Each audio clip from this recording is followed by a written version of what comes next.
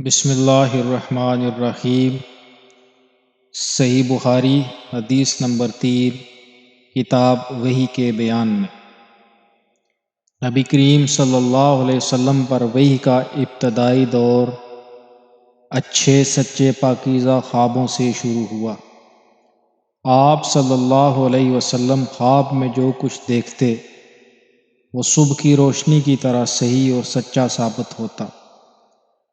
پھر من جانب قدرت آپ صلی اللہ علیہ وسلم تنہائی پسند ہو گئے اور آپ صلی اللہ علیہ وسلم نے غار حرا میں خلوت نشینی اختیار فرمائی اور کئی دن اور رات وہاں مسلسل عبادت اور یاد الہی ذکر و فکر میں مشغول رہتے، جب تک گھر آنے کو دل نہ چاہتا توشہ ہمراہ لیے ہوئے وہاں رہتے۔ توشہ ختم ہونے پر اپنی اہلیہ محترمہ خدیجہ رضی اللہ تعالی عنہا کے پاس تشریف لاتے اور کچھ توشہ ہمراہ لے کر پھر وہاں جا کر خلوت گزین ہو جاتے۔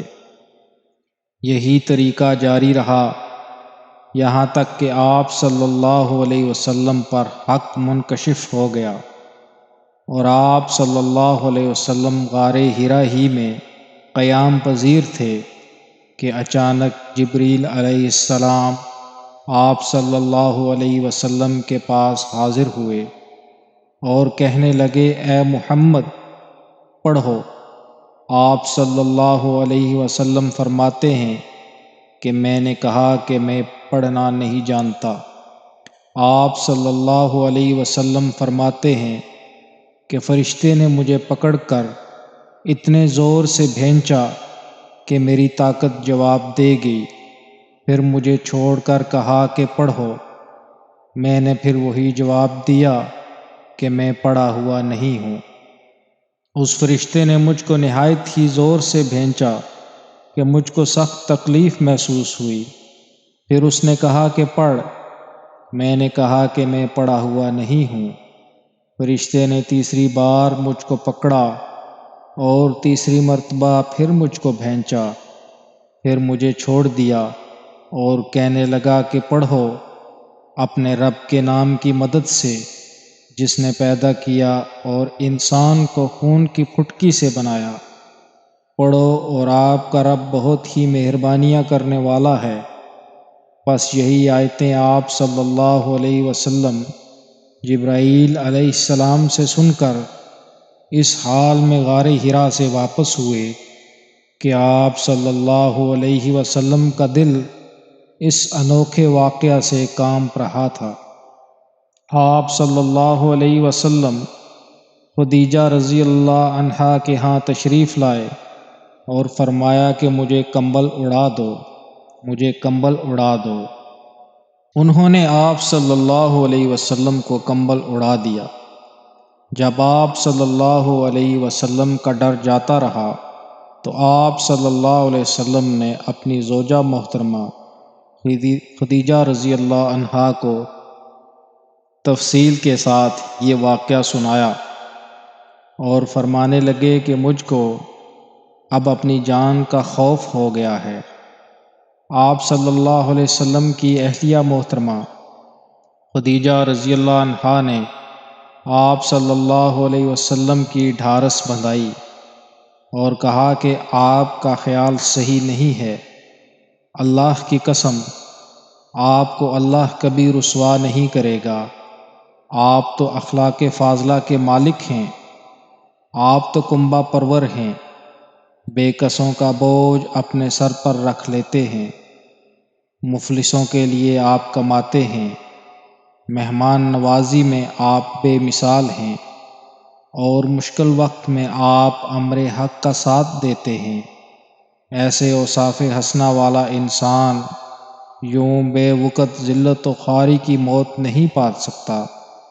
پھر مزید تسلی کے لیے خدیجہ رضی اللہ عنہا آپ صلی اللہ علیہ وسلم کو ورقہ بن نوفل کے پاس لے گئیں جو ان کے چچا زاد بھائی تھے اور زمانہ جاہلیت میں نصرانی مذہب اختیار کر چکے تھے۔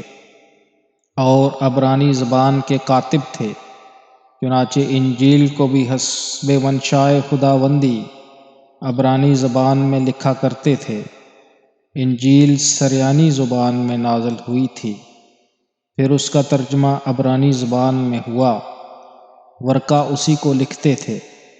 وہ بہت بوڑھے ہو گئے تھے، یہاں تک کہ ان کی بینائی بھی رخصت ہو چکی تھی۔ خدیجہ رضی اللہ عنہا نے ان کے سامنے آپ صلی اللہ علیہ وسلم کے حالات بیان کیے اور کہا کہ اے چچا زاد بھائی، اپنے بھتیجے محمد صلی اللہ علیہ وسلم کی زبانی ذرا ان کی کیفیت سن لیجئے۔ وہ بولے کہ بھتیجے، آپ نے جو کچھ دیکھا ہے اس کی تفصیل سناؤ۔ چنانچہ آپ صلی اللہ علیہ وسلم نے از اول تا آخر پورا واقعہ سنایا، جسے سن کر ورقہ بے اختیار ہو کر بول اٹھے کہ یہ تو وہی ناموس معزز رازدان فرشتہ ہے جسے اللہ نے موسیٰ علیہ السلام پر وحی دے کر بھیجا تھا۔ کاش میں آپ کے اس عہد نبوت کے شروع ہونے پر جواں عمر ہوتا، کاش میں اس وقت تک زندہ رہتا کہ جب آپ کی قوم آپ کو اس شہر سے نکال دے گی۔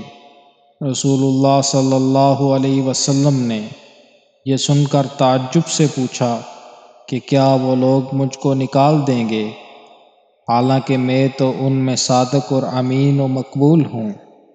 ورقہ بولا، ہاں یہ سب کچھ سچ ہے، مگر جو شخص بھی آپ کی طرح امر حق لے کر آیا، لوگ اس کے دشمن ہی ہو گئے ہیں۔ اگر مجھے آپ کی نبوت کا وہ زمانہ مل جائے تو میں آپ کی پوری مدد کروں گا۔ مگر ورقہ کچھ دنوں کے بعد انتقال کر گئے، پھر کچھ عرصہ تک وحی کی آمد موقوف رہی۔